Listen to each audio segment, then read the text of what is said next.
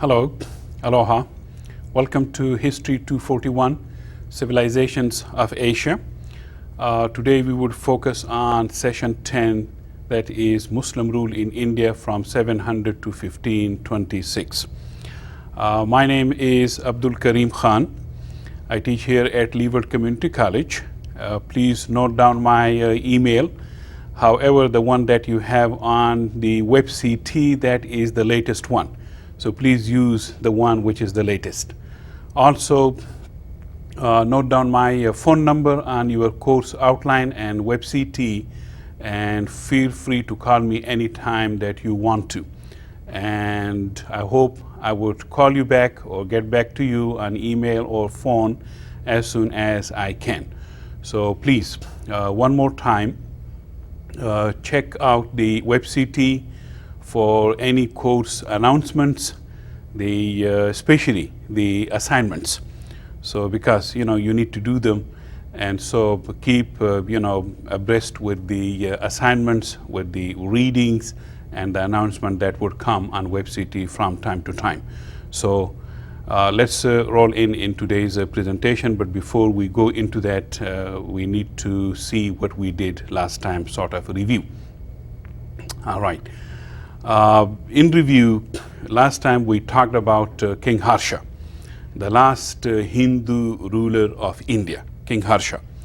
And we did a review, a grand review of Indian history from about Harappa, that is the Indus Valley civilization, down to King Harsha. So we started somewhere around 1500 BC, and we stopped on Harsha, the end of Harsha, in 647 AD. We talked about the Indo-Aryans, also the rise of the Hindu religion and the Indian kingdoms and republics. The kingdoms, as you might have noted, in the northeast, and the republics in the northwest. So we talked about the Indian kingdom and the republics. Different dynasties, kingdoms and republics that rose, the Mauryans, the Kushans, the Gupta, and finally the King Harsha. So that was sort of a grand review that we did last time. Also note down in that review the sort of historical pattern, which was that if one kingdom was in the northeast, that kingdom did not last forever, maybe 200 or 300. And so it was replaced by a kingdom that started from the northwest. That was one pattern, northeast and northwest, producing their different kingdoms or republics and replacing each other. That was one pattern. Another pattern was that sometime a native Indian family or dynasty or king or ruler, whatever you call them, came to the forefront, and they became the rulers of India. And so their rule ended by an foreign invading dynasty or family or people that came from the northwest. So that's the foreign family, which was replaced by a native family that was replaced by a foreign family. So you see there sort of a seesaw, between the native rulers and the foreign rulers. So that pattern would continue, till the coming of the British, till 1947. So we would see that. So let's see what we have in today's presentation, session 10, which is basically the Muslim rule in India. So we would focus first on the Indo-Arab relations in session 10. We would go into the rise of Islam itself and the rise of Islam in Arabia, in the Arabian Peninsula. And then we would talk about the Arabs and the Turko-Afghan invasions on India. So the trade relations turning into, military and political relations between Indians and the foreigners. These invasions ending up in the establishment of the Muslim rule in India, or the first phase of the Muslim rule in India, the Delhi Sultanate in the northwestern part of India, which is called Delhi Sultanate, and we would see why it's called that. And then we would focus on the legacy of Islam itself in India. So From there, we would talk about what Islam did to India and the Muslim rule did to India. So let's see and keep in mind the fact that this is another group of foreigners coming to India at the end of the fall of a native dynasty, and that native dynasty was King Harsha, whose rule is or was included or was sort of a continuation of the Gupta dynasty. So again, a native king is replaced, or his rule is replaced by a foreign invading group of people. And let's see this time who came to India to control India or rule India from outside. So let's go into presentation. The Indo-Arab trade relations. First, we need to talk about and establish the relationship between the Indians and the Arabs, because the Arabs are coming now pretty soon. These relations between the Arabs and the Indians, these existed before the birth of Islam or the birth of Christ. So these are very ancient relations between the Indians and the Arabs. And if you look at the geography as we would go, to the geography of India and Arabia, you would see the Arabs sort of a middleman, between India and Africa and Europe. So the Arabs were just the middlemen. They did not produce anything. The Indians produced.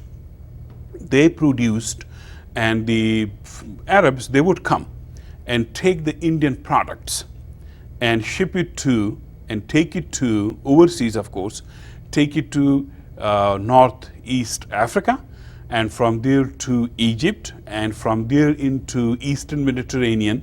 And in Eastern Mediterranean, either the Greeks would come or the Italians, would come, or the Romans would come, and they would take it to Europe. So keep this pattern and design in mind, that the Arabs, they were just the middlemen. They were just the shipping, people.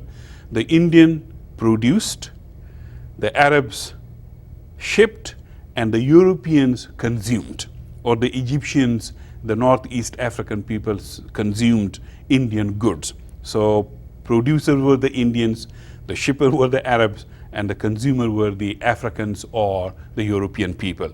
So that role of the middleman is also very important. Let's see further on the presentation. The Arab traders and their trade in southwestern India increased due to the Greek versus the Persian wars.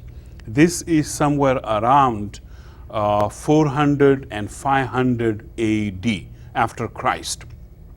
So that great Silk Road that we used to talk about, that existed there before Christ, that Silk Road between China and Rome got disrupted because of the constant fighting for centuries between the Greeks and the Persian people. Let's see further. Now, these two great empires that existed there, we talk about the Greeks and the Persians. The Greek family or the Greek people that ruled, that region, Eastern Europe and particularly the Middle East, these were Byzantine. They are called Byzantine. And the Persians were the family that ruled. They were called Sasanians or Sassanite. So the Byzantine versus the Sassanian wars were basically the wars between the Greeks and the Persians. Now, these were not just only between two races, these wars between two races, the Byzantine and the Persians. These wars also took religious, meaning, because by this time, the Byzantine Greeks, they had converted to Christianity. So they were sort of great champions of Christianity, the protectors of Christianity, and they wanted to spread Christianity in the Middle East or Eastern Europe, which they came closer to the Persian Sassanide Empire, which had its own religion. And that religion is very ancient, older than Christianity, of course. That religion is called the Zoroastrian religion. So the Sassanide were, religiously speaking, Zoroastrians, and these Greek Byzantine were now Christians, the Eastern Orthodox Church, Christians.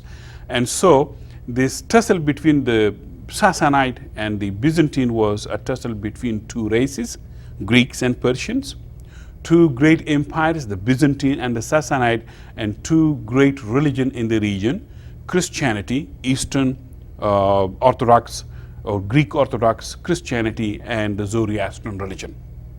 And boy, it took different shapes, racial, ethnic, linguistic, political, imperial, and now religious, and disrupted that great Silk Road business between China and Rome. So it also wiped out, a lot of traders and businessmen who were engaged in this business. Let's see further on. As I said, it disrupted that trade business overland on the great, Silk Road, but at the same time, it gave sort of opportunity to other people to pick on that trade, take that trade overseas, because the land route to India, these were disrupted because of the warfare. However, these other communication, sea communication, presented greater opportunity to those people who could use the sea, that is the Persian Gulf and the Red Sea, and use it as channels of communication and trade and business between India and Europe. And so, as I said, between India and Europe, you see the Arabs as the middlemen. So there you see the rise or the growth of commercial towns, like places like Mecca and Medina on the Red Sea. So these were not only just the Red Sea towns, there were other towns on the other side in the Persian Gulf. Different towns came into being because of this new trade and business that took a different shape. So keep in mind the rise of commercial towns in different parts of Arabia, some of them on the side of the Persian Gulf area, that is between modern day Saudi Arabia and Iran. So that's the Gulf area, the Persian Gulf. And then also on the western side of the Arabian Peninsula, the Red Sea. The Red Sea, as you know from Bible, that the sea that was crossed by Moses, and he took, the Israelites, to the safety and security of Sinai or Canaan, modern day Palestine and Israel. That historical great Red Sea was now used for this big business between India and Africa and the Eastern Europe. So let's see further on in the presentation. This time is the time of itself of a great uprising or a great start in the Middle East. And this coincided with the birth of Muhammad, the prophet of Islam. And this prophet of Islam, Muhammad, he was also a merchant because he was born in a merchant family in a merchant town called Mecca, which is, one of the holiest places. And then he moved to later on to Medina, another holy place of Islam. So what I'm saying here, not only the rise of the towns, commercial towns, business towns like Mecca and Medina, but also the rise of a new religion that coincided with this new business opportunity that came through the, Red Sea and the Persian Gulf area. Let's see further on. On the map, you would see the two great empires that I just talked about, the Persian Empire in the east and the Greek Byzantine Empire in the west. And as I said, these two empires had two great religions. The Persian Empire was Zoroastrian, from Zarathustra or Zoroaster, Prophet Zoroaster, and the Byzantine Empire was a Christian empire, which is called the Greek Orthodox Empire. Now, these two empires were fighting, and so they disrupted the overland, business between, if I could point out, this is modern day Turkey and Greece, and so this was the great, Silk Road that went from Greece to Turkey to Persia to modern day Afghanistan and Pakistan and into China. That trade and business overland was disrupted, and so that's why you see another route that would go to India that would take the trade and business. And that would be through the Arabian Sea and through the Gulf right here, the Persian Gulf, and right here in the Red Sea going up to, this is Egypt. And once you came to Egypt, then you were already in, Eastern Mediterranean. And so from Eastern Mediterranean, either the Arabs would take you to Greece and further up northwest to, Italy, or the Italian or the Greek, they would come and pick it up from here, and take it to Western Europe. So keep in mind now, the great overland trade and business on the Silk Road, or whatever roads there were left, those got disrupted because of the great imperial warfare between the Byzantine Empire and the Persian Empire. And now this trade is becoming now overseas, in the Arabian Sea, to the Gulf, Persian Gulf, and to the Red Sea. So now this is, a new business that is coming into being, shifting from land to the sea. And this would remain ever since, from 700 till this day. Most of the business between India and Europe, or America, between China and Europe and America, most of it is till this day as we speak, is based on the ocean, on the sea. And there are different theories, which is, first, this trade and business used to be over land. So if you could control the land routes, the roads on which went the business, you could control everything. But then when the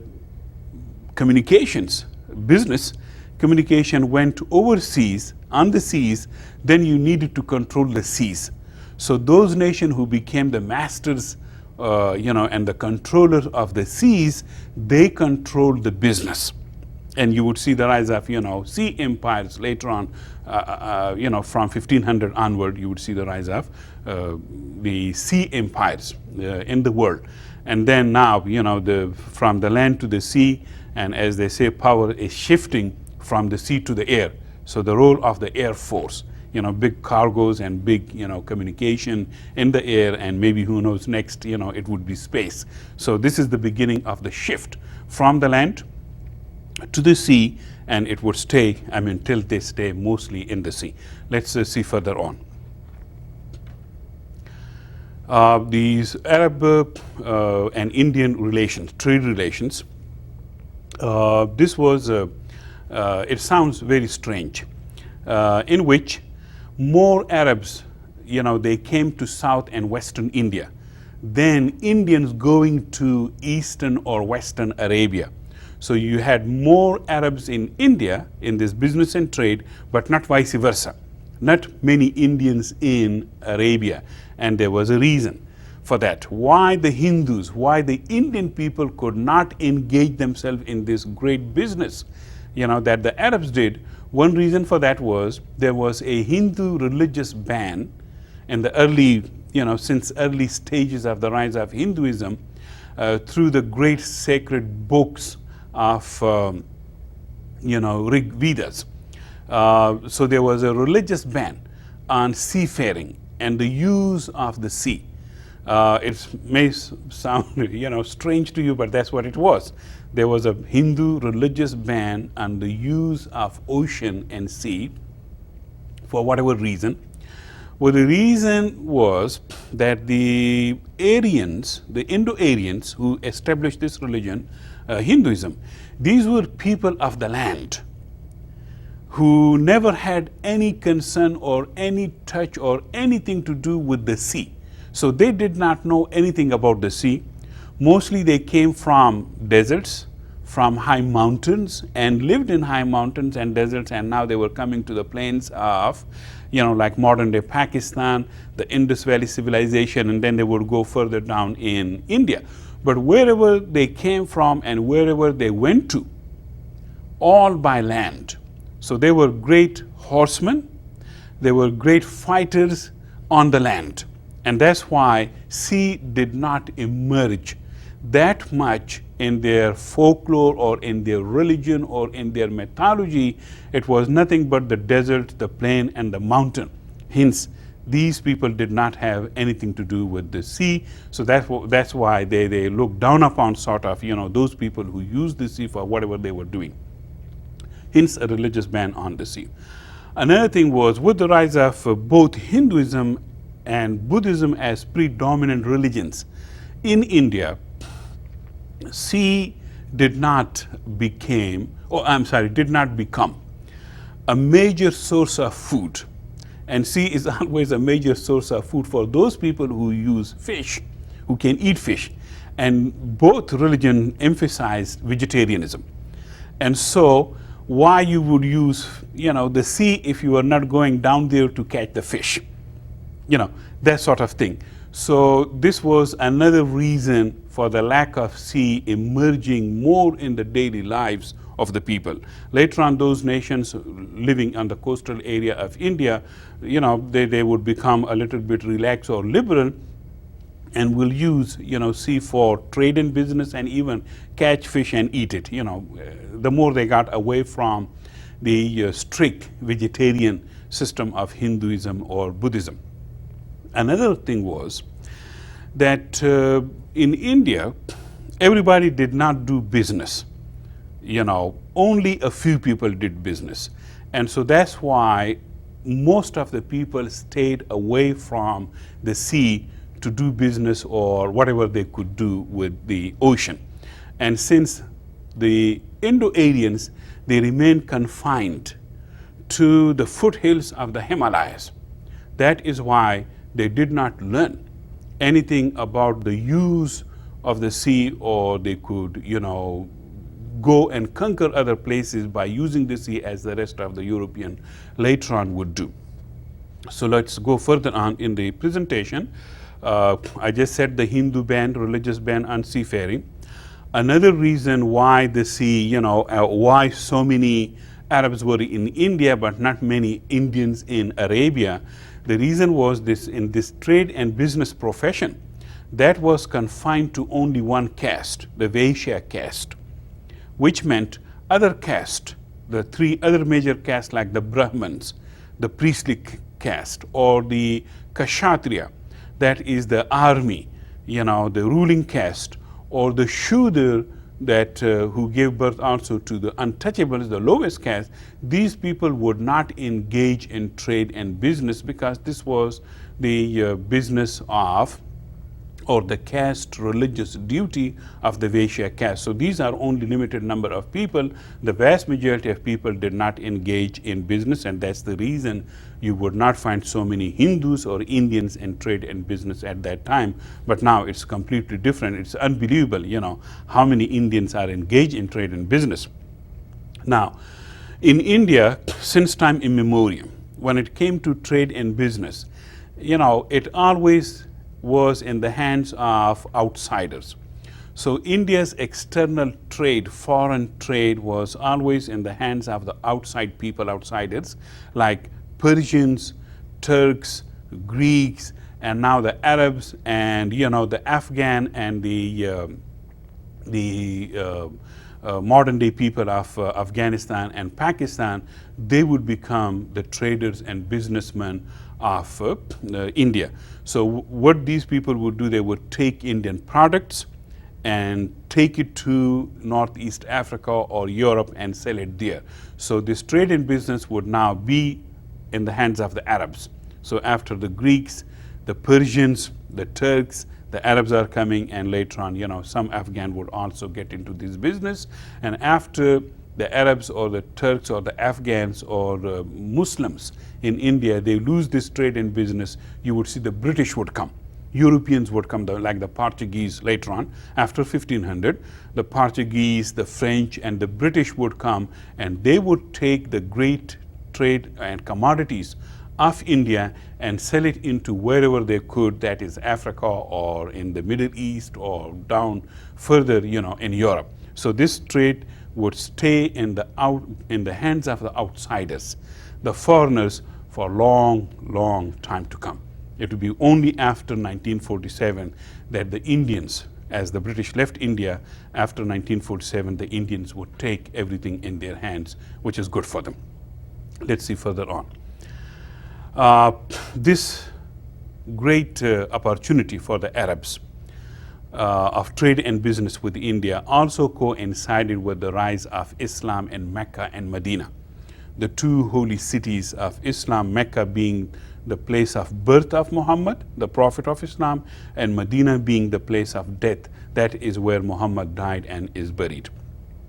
Islam also encouraged, or the Muslim rulers encouraged Arabs, while they were doing trade and business with people, they were encouraged to spread Islam.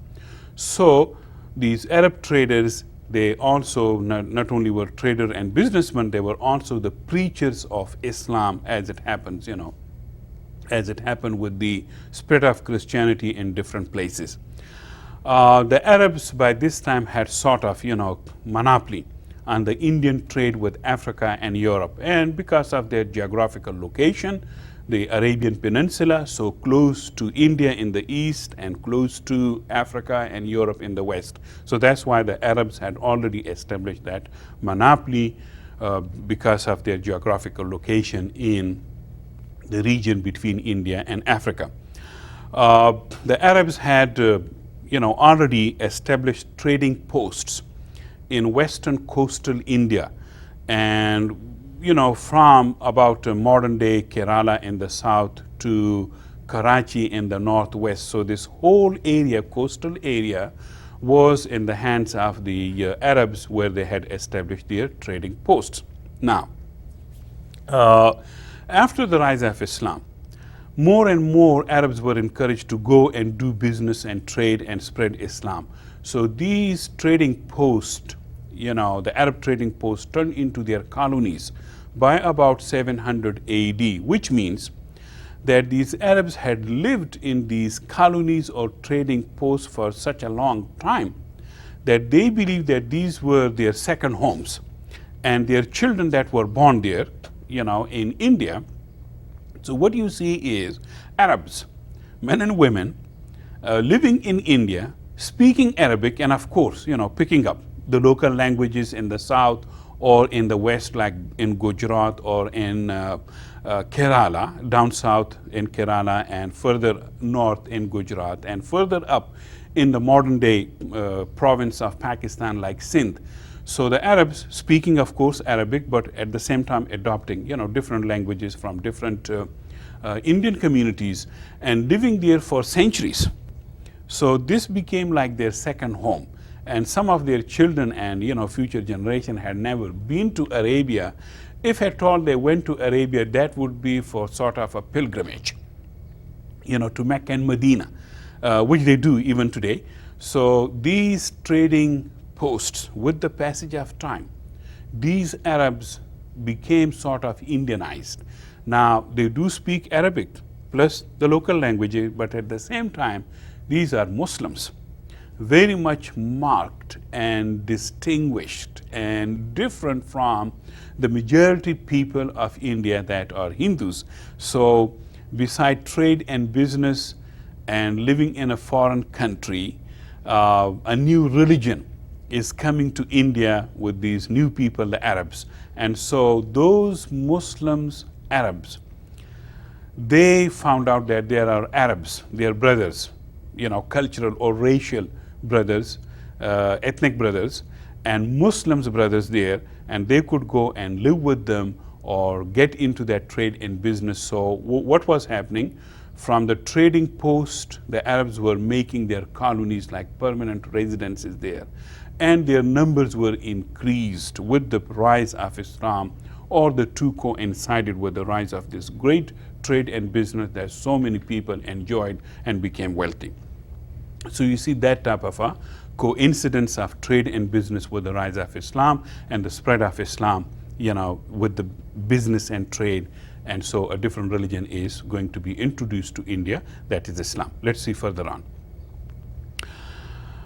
Here, what you see on the map, first the great two empires, the Persian Empire and the Greek Empire, the Byzantine Empire that disrupted the overland trade and business. Then you see Mecca and Medina. Mecca in the south, right here, and then Medina and there the Muslims going to India in different parts of India and spreading, doing business, but also spreading Islam in different parts of India. So that is the reason that Islam came to India, in the places where there was already an established trade and business going on between the Indians and the Arabs. And most of it came to coastal areas of India, that is the western coast of India, closer to Arabia in the Arabian Sea. So now Muslims are coming, doing business at an increased level and increased number with the people of India and spreading Islam. Let's see further on what happened. Now, going to the Arab invasion of India, and Muhammad ibn Qasim or bin Qasim or Muhammad Qasim, a very young man, hardly 16 or 18, he became like a general military officer of his uncle's army, Arab army, and also doing business with the people of India. So these colonies, especially in Sindh, became mired in local problems. And so there you see in the Sindh area of modern day Pakistan, in the south of Pakistan, a tussle between the Arabs, who are now Muslims, and the local Hindus, who did not like these Arabs coming and taking over not only just the trade, but also establishing their political rule in the country. And that the Hindu rulers or the Indian rulers, they did not like it. So what you are seeing here, two things going on, maybe three things. One, trade and business, which also creates rivalry everywhere in the world. Everybody wants to get into trade and business. That was one. The second one was this different race is coming and increasing in the region. So naturally the native people, it's a very natural, they sort of, reacted to the increased number of the Arabs. And now another element is coming, and that is Islam, which changed the Arabs completely, And now these changed Arabs, Muslims, were changing the local society. As I said, they were spreading Islam. So a lot of Hindus, especially, keep in mind, the untouchables, those who did not have any major, role, political or economic role or social role to play in the Hindu traditional society, these untouchables, they were converting to Islam. And that is the reason that these Arab Muslims attracted the ire or the anger of the local rulers, and so you see a fight. Now the local Muslims living in India, the Arabs, they did not have anybody else to protect them. So they naturally, asked their cousins in the Middle East, the Muslims or the Arabs or the leaders, of the Middle East to come and protect them. And this is not for the first time or the last time. This would be something like some British, living in China, and now the Chinese are up against them, and these British cannot protect themselves, so they're asking England to come to their help and protect them. So exactly the same thing, these Arabs asked the help of their fellow or brother Arabs, in Arabia. So the Caliph at that time, the ruler of the Middle East at that time, he sent his nephew, a young man, as a general to go and fight against the Hindu Raja or the ruler in Sindh and protect the Muslims, which he did. So in 711 AD, he attacked Sindh and conquered it. And with that conquest, the spread of Islam in the Sindh region further increased. However, pretty soon there were rivalries in the Middle East, in Arabia, among the ruling dynasties or the Caliph, that is the ruler of Islam. So there were problems, internal political rivalries in the Caliphate of Islam at that time, and it forced Qasim to come back, to leave Sindh and come back to Arabia, which he did. And when he came, he also got involved in this rivalry back home, and he was killed. A great man, journal, Muslim and Arab, a young man, hardly 20 by now, he lost his life in the rivalries, and that is how Arabs also lost southwestern India as their colony or trading post. So whatever Muslims or Arabs were left there in India, pretty soon those people were Indianized, so to speak. And some of them, converted back to Hinduism because of the pressure of the local, majority of people. They were just a tiny minority living out there somewhere, in India, far, far away from, home, Arabia. So either they were reconverted to Hinduism, forced back into Hinduism, or just wiped out.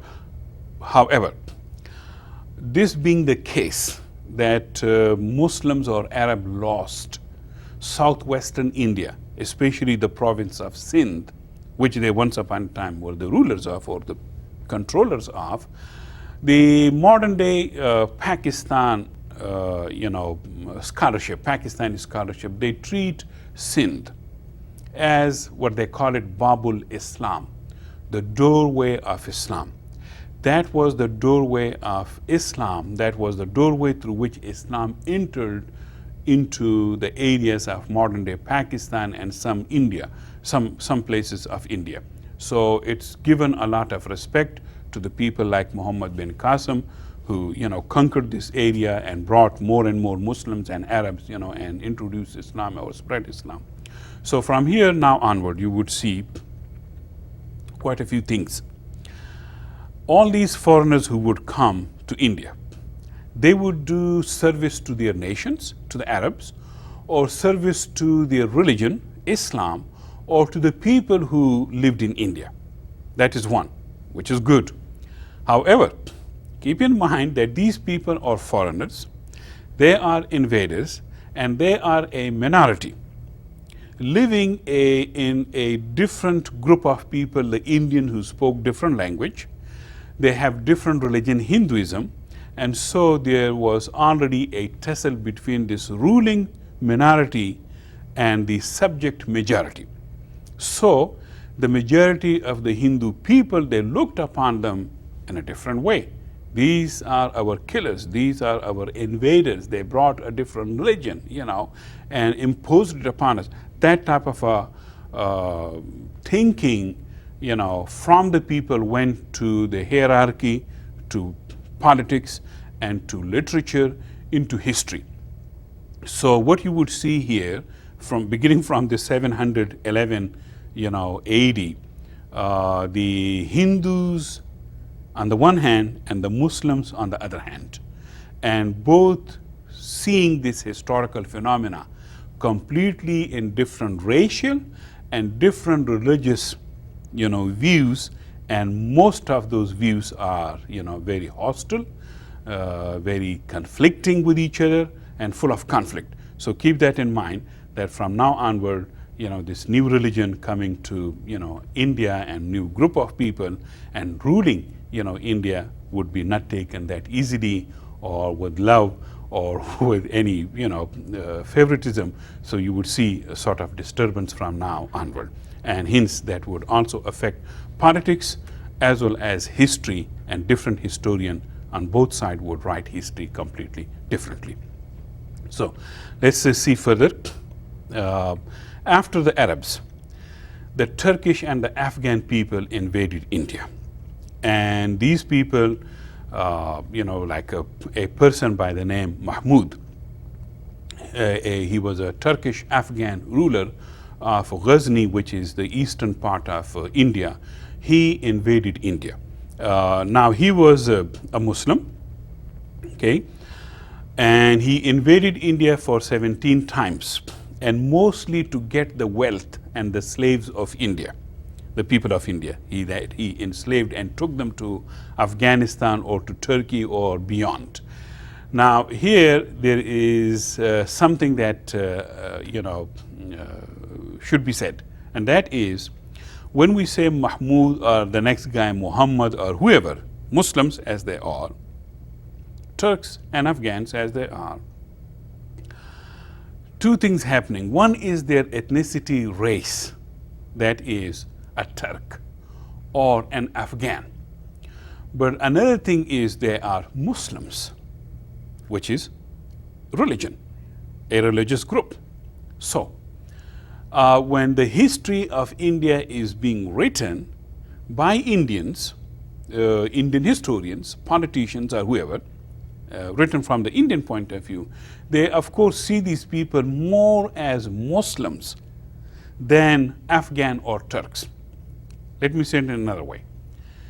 These Afghans or Turks who invaded India, they did not invade India because they were Muslims.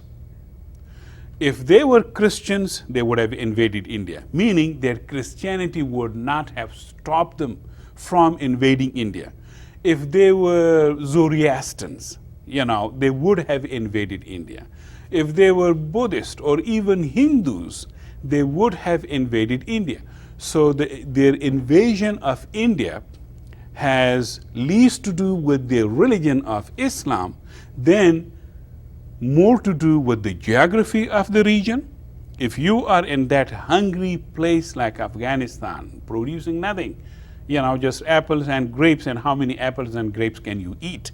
And when you look at down to India, the great plains of the Indus and the Ganges, it's a heaven surrounded by hell, sort of, analogy. And so that's why anybody, any Christian, any Jew, any Hindu, any Buddhist, any Zoroastrian would have invaded India, as so many people did it before and so many people would do it after. So that's the reason, keep in mind. Yes, you can look at their religion, what religion they have, Islam. But first and foremost, see who they are. They are Turks, they are Afghans, they live in the near vicinity because the Mongols are coming pretty soon, and some of these Mongols, later on would convert to Islam after wiping Muslims. Okay, so that's why it's not so much a religion that would make people to go and fight. It would be always their ethnicity, their politics, their economics that would take priority and would make them to do what they did. So here, Mahmoud, a Turkish Afghan person, invading India and fought about 17 times. That's a lot of, invasions that he brought upon India. However, his biggest invasion came upon India in 1024 when he invaded a place called Somnath. That Somnath had, first and foremost, known for, it had the temple of Shiva, the temple of Shiva, which he plundered, and there's a great story about that. He plundered that temple of Shiva. He destroyed the temple of Shiva. And the story is, why did he do that? Why did he destroy the temple of Shiva? Different, reasons. One of them is that he knew that in the temple, and especially the idol of Shiva, it had a lot of wealth,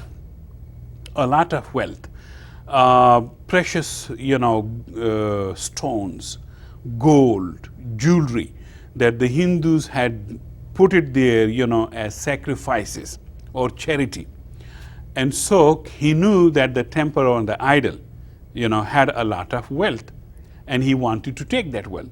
The story is that some Brahmins, the leaders of the temple, they approached him and told him, look, we would give you all the money that you want. We know you are here, to take the money.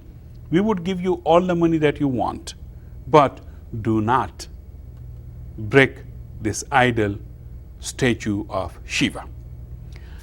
And he said, no, I will break this idol of Shiva because I do not want to go in history as the seller or the trader of the idol Shiva, but I want to go in history as the breaker of the idol. Now, why he would do that? Because his religion, of course, now playing its part, or the economics playing the part. The economic part was he knew that the idol and the temple has more money that these Hindus can give me. So, take that. And he was going to take that other money that the Hindus were offering him anyway. So he wanted to take the money that was there in the idol and the temple, the economic part. He provided a religious justification for that, Islamic justification, because Islam is very much against these statues or idols, of anything, anybody. And so he wanted not to sell the idol to the people, but to break the idol. And so there are two terms that he used. People say that one was, I do not want to be known as But Ferosh, that is idol seller, but I want to be known as But Shekan, that is the idol breaker. So he broke the idol, took the money, and also the money that the Hindus were offering him, and he took everything, plundered everything. He killed a lot of Hindus, especially the Brahmin leaders. He killed them. There were a lot of prostitutes in the temple, Hindu temple, and he took those ones, slaves, slave girls, slave women, and also a lot of other slaves. He took them with him to Afghanistan. Now, in Afghanistan, he's treated completely differently. He's treated as a great man, as a great ruler, who lavished all this money upon his people. And he gave all that money to great poets, painters, architects, and all that. And so when you look at him from the Afghan point of view, or from the Muslim point of view, he seems to be a completely different person. A great patron of arts and literature and architecture, that type of a person. But when you see it from the Hindu point of view, remember, he broke the idol of Shiva, God Shiva. And so definitely he's going to be treated differently by the Hindu, or Indian writers or historians. So keep that in mind. One person perceived differently. Okay, let's see further on in the presentation. Here is again back to the map, and this time the invasion coming from Afghanistan, the Turkish rulers of Afghanistan.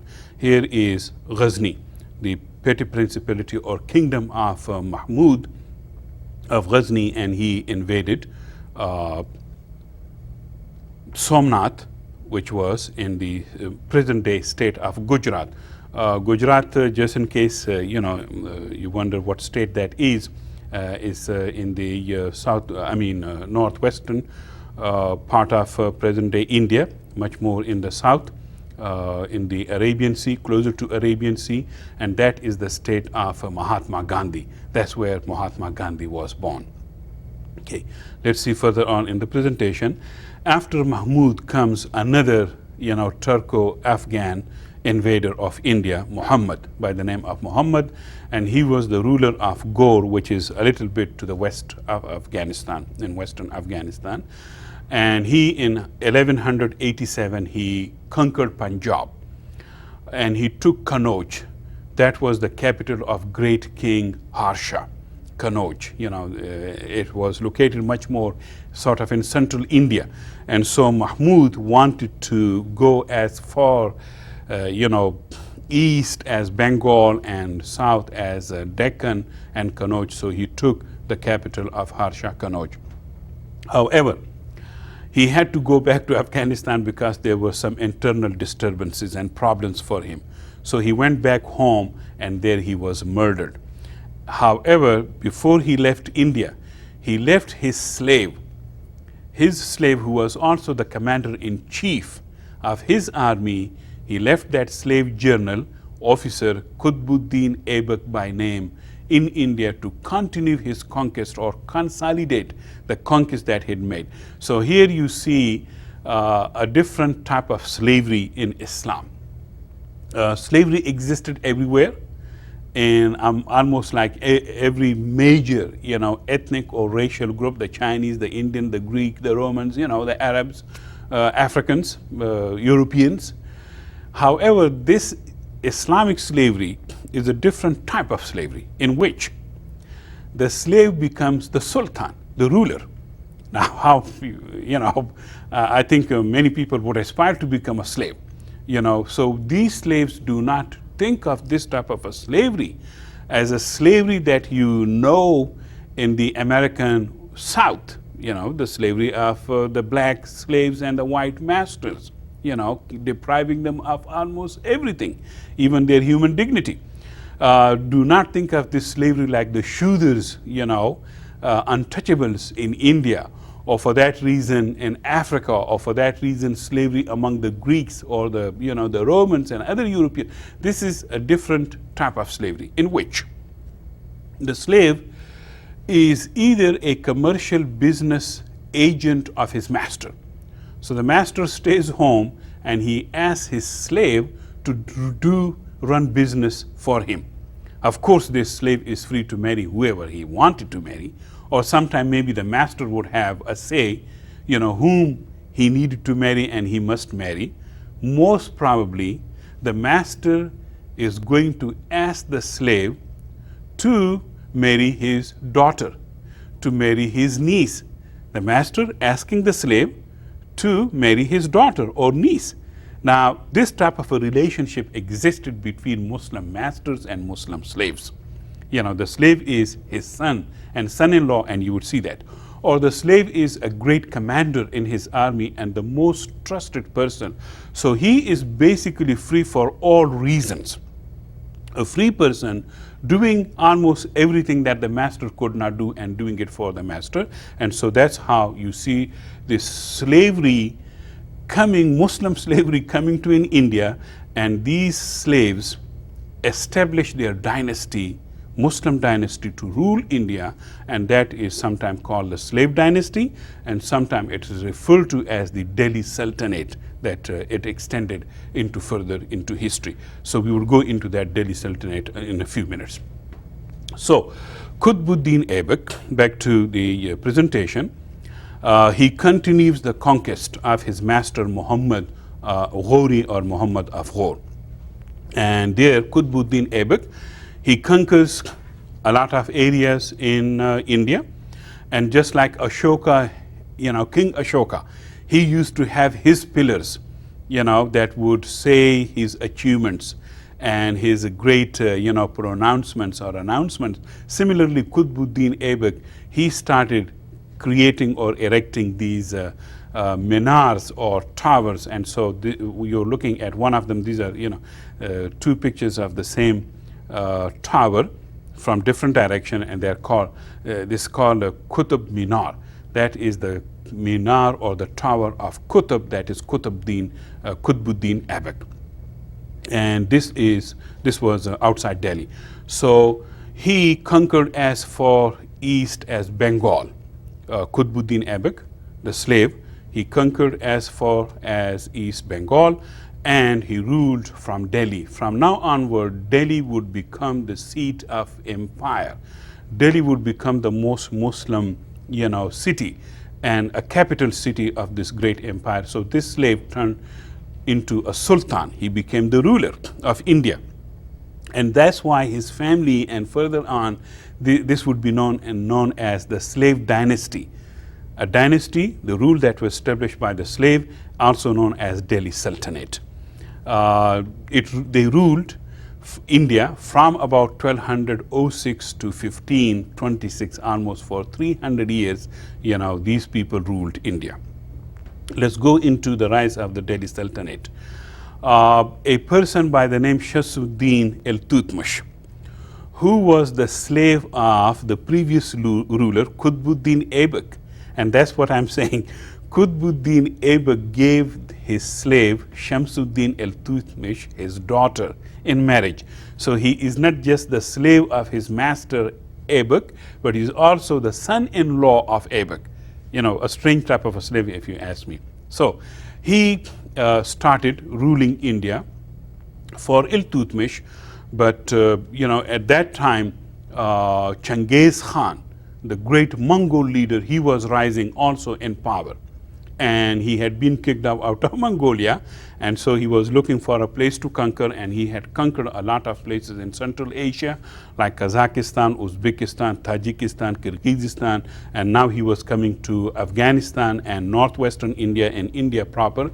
So Genghis Khan invaded India, but here Iltutmish, the slave general or son-in-law of Aibak, stood against him and stopped him for further conquering India. Iltutmish also fortified northern India because he knew that these Mongols would not stop. Once they started, tasting the great life of India, they would come again and again. So he fortified northern India to stop the Mongol invasions. However, closer to the end of his life, Iltutmish noticed that he had, 4 to 5 sons, but he also had this one daughter, that he found out that she was much more capable compared to his sons, capable in military affairs, capable in political affairs, capable in economic affairs. So he found his only daughter to be much more capable than anybody in his court, including his sons.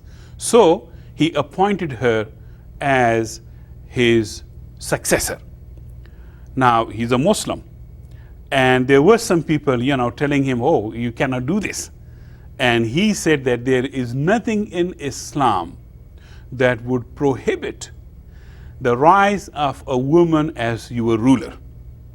It is not just only my order that I want her to be your ruler, but also there is nothing in Islam that can stop her, because she's a female, that can stop her from becoming a ruler. So he established sort of that tradition that women can become rulers, although they had to pay the big price of dealing with all these problems. But he found her to be the most capable person compared to his sons and other military officers and even his slaves. He found her to be the most capable, and so he, appointed her as the next ruler of India, his successor, and she stood very firm against the Mongol invasions that her father tried to, stop them, and so she also stopped them. She also tried her best to crush these internal divisions within the dynasty, within the palace of her father, and let's see what happened.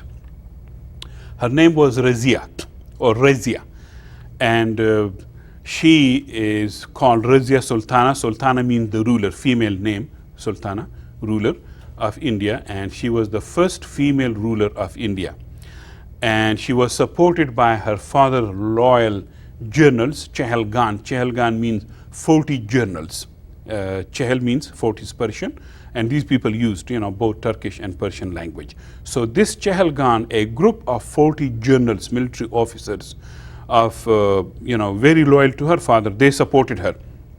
So with their support, she removed her weak brothers who were very much threatened. They had tried to kill her. However, unfortunately, that's what they did. She was also very hard pressed by the Mongol invasion, but she stood very firm to them, and she checked them and did not let them to invade further India. However, in a palace revolution, she was killed.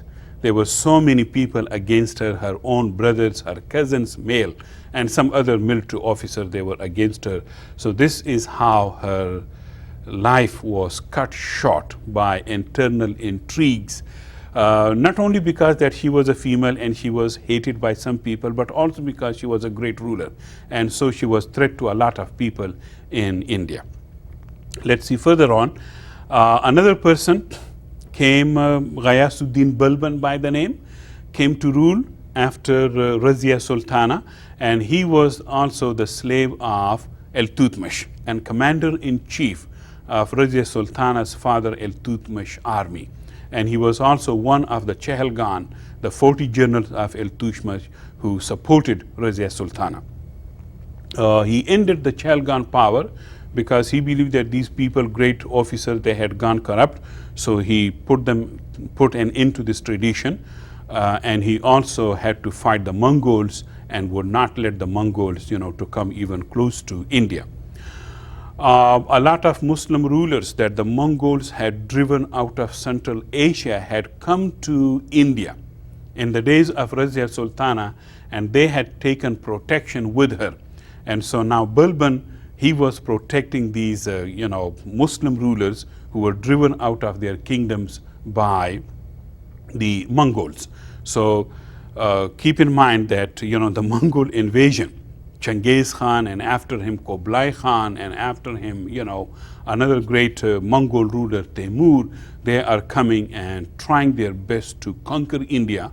And these people, Muslim rulers, standing at the gate northwest of India and trying to stop them from coming into India, that is like India, Delhi and Bengal and Bihar or Deccan. They tried their best. They succeeded against Genghis Khan, but not the next Mongol generation that you would see further. Another dynasty came into being called the Khilji dynasty. This was a brand new dynasty in which Alauddin Khilji, the greatest ruler of this dynasty, he murdered his own uncle and usurped his throne. He deprived both Muslim and Hindu nobles of their estates that his uncle had given them. His uncle wanted to have good relation with both Hindus and Muslims, but he took those privileges from them. Nothing new in India. He ruled most of India, Alauddin Khilji. However, a brutal ruler as he was, by some accounts, he was murdered by his own slave officer. Okay. Next comes the Tughlaq dynasty, another dynasty. And there, just like Alauddin Khilji was to Khilji dynasty, Muhammad Tughlaq was to the Tughlaq dynasty. He murdered his father, to grab the throne. He was in rush to grab the throne, so he murdered his father, and he himself was sort of a mixture of a lot of contradictions, a man full of contradictions. One time he would be great, peaceful person. Another time he would be great, bloodthirsty type of a person. And now he came to another great, idea, and he wanted to conquer China. So in 1337, he sent his army to conquer China, and he scaled, from modern day Tibet area, he scaled entire Himalaya and entered China. But there, when his army reached China, a lot of them were killed on the way to China in the Himalayas, and the Chinese army easily defeated, his army, and only 13 persons survived. And when these 13 persons reached Delhi to Muhammad Tughlaq, he just, decapitated them. Some of them were, flayed, their skin was taken off them. And so, telling them, how could you survive? Why you did not die in the fight? Or the whole army, thousands of people, were killed by the Chinese, so why you did not die? So that's why, he killed these 13 surviving people who, managed to come home. So Muhammad Tughlaq also, he came up with this idea of having another capital. So he moved entire population from Delhi, the existing capital that was capital for centuries. So he moved them from Delhi to another place in central India. And there he found, there was no water. He created a, big capital without any support mechanism, without any water. So he ordered the population come back, to Delhi, and a lot of people died, on both ways. So when he died, Muhammad Tughlaq in 1388, people said, that they got rid of him, and he seemed to be saying, no, I got rid of you.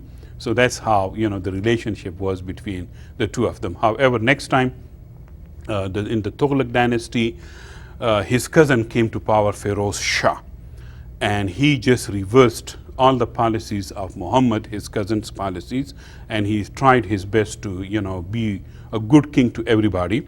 He allowed a lot of Hindus to come in, join in the bureaucracy.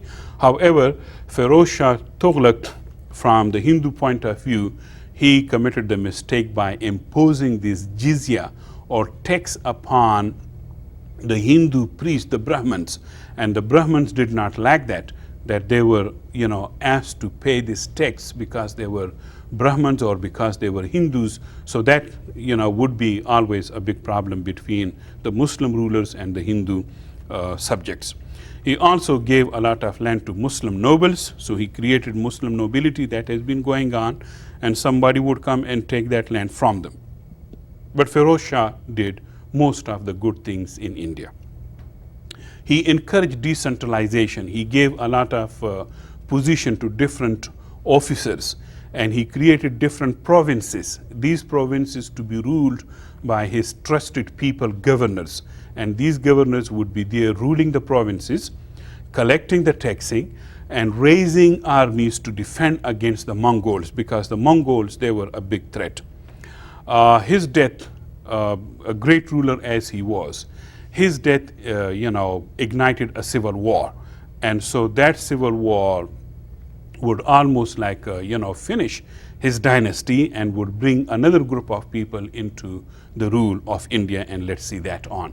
So we're moving from the Khilji dynasty into the Tughlaq dynasty, and from the Tughlaq dynasty to another problem, and that was Tamerlane. Tamerlane, which is also called Temurilang, a great Mongol leader, very ferocious person. He had converted to Islam, and he was now invading Muslim rulers in India. So if you ask me, what kind of Muslim he was, that's what, you can always ask that question, what kind of Christian that invader was, what kind of Hindu that invader was. So here, he invaded India in 1398, but his invasion is much more known for massacring the people of Delhi, the capital, of the Delhi Sultanate. He also took a lot of wealth and slaves, and he just, this Tughlaq dynasty was already collapsing, but he hastened, or, the disintegration of the Tughlaq dynasty and their rule. So after, Tamerlane, you see the rise of small Muslim and Hindu kingdoms, and that, sort of historical pattern. Whenever a great ruler dies or a great dynasty collapses, you see these small kingdoms coming left and right, into being, and that is what happened at the end of the Tughlaq dynasty. But the Delhi Sultanate recovered. Why? Because another Afghan family called the Lodi dynasty, they came to power.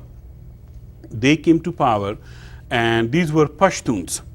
These were Pashtuns, and so they started living closer to Afghanistan. They maintained their power in Delhi and continued, nominally sort of this Delhi Sultanate.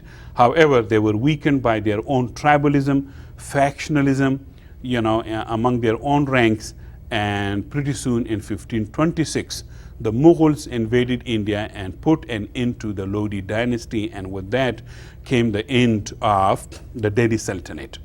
So let's see what this Delhi Sultanate did for India. And number one, it spread Islam in northwestern and northeastern part of India. The Delhi Sultanate, it spread Islam. Also with the spread of Islam, they, these were, they imposed their own Muslim rule. But keep in mind that these are minority people ruling the Hindu majority people. So that was not going to go well with the local people. So from now onward, you would see the minority Muslim rulers and the majority Hindu subjects. Also, a tussle between Islam and Hinduism would become a major feature from now onward in the politics of India. These were completely two different religions with two different social systems, and the political animosity also was just unbelievable. And so that's why you would see that a lot, the political animosity between among Hindus and Muslims that would, get them later on. Muslims established their own civil administration. They established their own Islamic courts to administer justice. They also came up with new terminologies, new power, new people, like the wazir that you would hear so much, a Persian Turkish term now would introduce into India the prime minister. So there would be the king and there would be the prime minister. Kotwal, a completely different police system, which was based on very capable people, the police system in India, and the rise of the Muslim nobility, which would of course alienate, Hindus.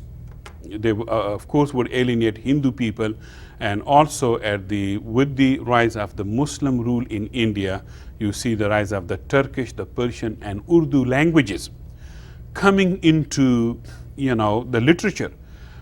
History would be written in India by Indian Muslim rulers, but writing it much more in Turkish, in Persian, and Urdu languages. these languages would be associated with the Muslim rule, not with Hindi or Sanskrit, the languages of the Hindu rule and the Hindu religion. So different histories would be written by different people in different languages. So of course, most of these history books written by Muslims, either in Turkish or Persian, or even in Arabic before that, or in Urdu, they're not going to be read by those people who could speak and read and write only Sanskrit, the religious language of the Hindu people. Let's see further on in the legacy of, we saw that the legacy of the Delhi Sultanate, and now in conclusion, we talked about the Indo-Arab relations, we talked about the rise of Islam in Mecca and Medina, and so from Mecca and Medina, the spread of Islam going into India as not only trader and businessman, but also Muslim invasions of India, bringing Islam and Muslim to India, that we saw in the Delhi Sultanate, different dynasties rising in power, and then finally the legacy of Islam in India. Now, speaking of the legacy of Islam in India, you should know that Islam is the second major religion in India. And by some accounts and some good statistics, there are more Muslims in India than in the rest of the Arab countries or in the Middle East. So India is home to a lot of Muslims. And most of the Pakistani people, they are Muslims, which used to be northwestern part of India. So Islam became the second largest religion in India, ancient India, or even in present India. It became so Islamic in the northwestern part of India that in 1947, the Muslims demanded that they should be separated from the Hindus, and that is why they got their Muslim state in northwestern India, which is known as Pakistan. Thank you very much for tuning in, and next time we would pick Hinduism and play the Hinduism against Islam, or explain Hinduism how it was a different religion from Islam. Thank you very much. Aloha.